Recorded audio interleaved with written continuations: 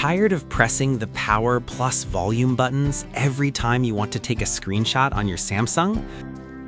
Yeah, same here.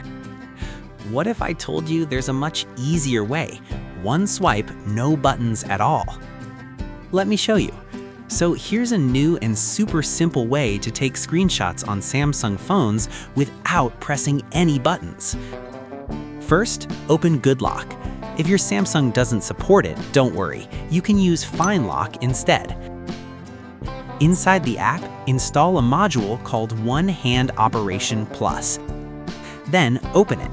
Make sure you turn it on first. This part is important.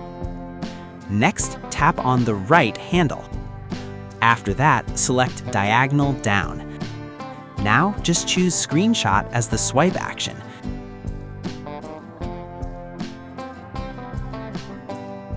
You can also customize it however you like. Adjust the touch width, size, and position so it feels comfortable for your fingers.